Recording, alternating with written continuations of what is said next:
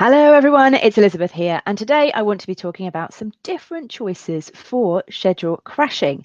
So we're going to look at 5 things you can do, 5 reasons why you might want to crash your project schedule, and a bit about that. So crashing your schedule is quite hard work. It's not something that's advisable to do just because. We need some good reasons for making that effort and going ahead with making those changes to the project schedule.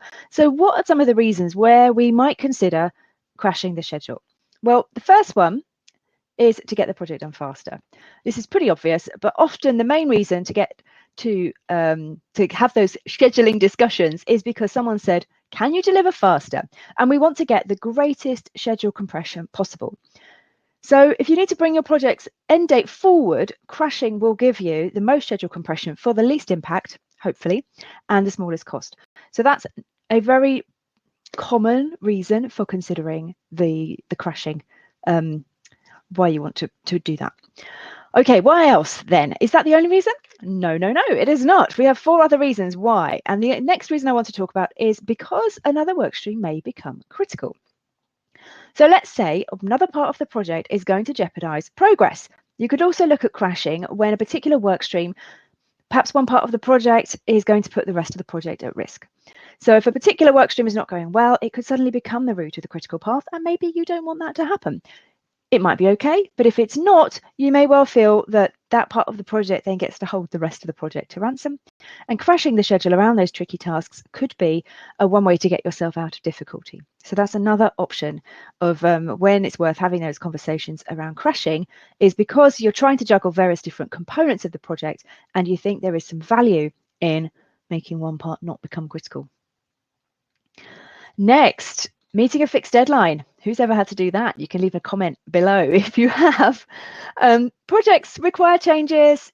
Business owners change their minds about what we're supposed to be doing and when it's supposed to be done by.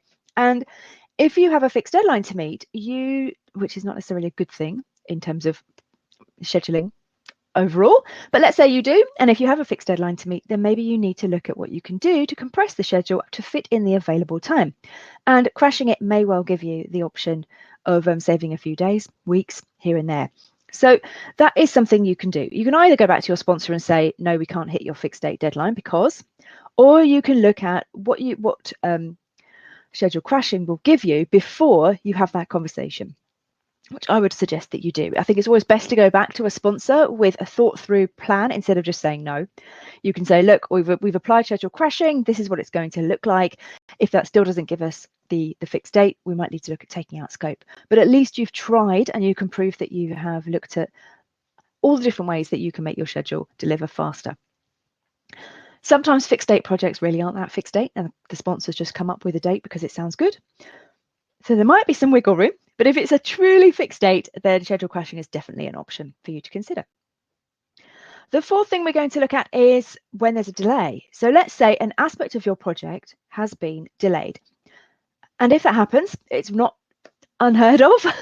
And it's also not rocket science to realize that that means there will be delays later on, because delays to work now impact what happens later on in the schedule. So it's another reason to consider crashing, because it may well help you make up for lost time. A delay now might mean crashing right this moment is not necessary, but later on in the project, it's something that you want to seriously consider if you are not able to make up the time through other means. And finally, there is one other situation that I wanted to discuss today. You can probably think of other scenarios where crashing would be relevant, but it's where your team is needed to do other work. This happens more often than you might think. We've got resource requirements and resource constraints across the organization, and your project is using up those people. And what might happen is those people are actually needed on other work that could be business critical, or it just might be the next priority project on the list. When we look at crashing the schedule, we can change when those people are needed for our work.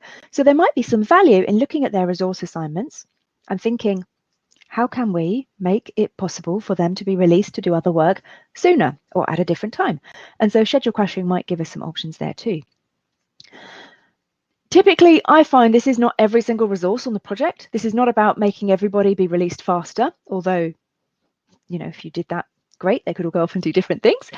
Typically, it's about a subject matter expert who is a bottleneck in the organization, and there is a constraint around that person's availability. So the quicker you can get rid of them and get them into your team, delivering the value that they need to deliver for you, and then off onto the next piece of work, the better it is for the business overall, because it allows them to balance the resource portfolio across the organization. So that's another option. It's a valid route, but perhaps there's other things you could do to address that without crashing, like bringing on a different subject matter expert, or just looking at if their work is not on the critical path, perhaps there were other alternatives to scheduling that you could look at there.